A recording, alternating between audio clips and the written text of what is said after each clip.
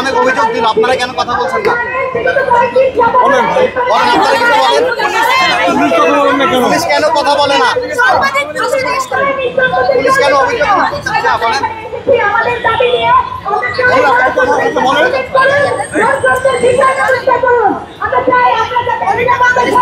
কথা বলি, এখন তো সমন্বয়কদের কথায় অনেক কিছু হচ্ছে, আপনিও তো আন্দোলনের সঙ্গে আছেন, সেই ক্ষেত্রে আপনারা কেন আমার দিকে ক্যামেরা দেখলে বলেন ভেঙে দিব দিতে পারেন? আপনার কথা শুনতে হচ্ছিলাম সবাই বলেন না ভাই, আপনি বলেন আমি শুনি তো বলছি আমি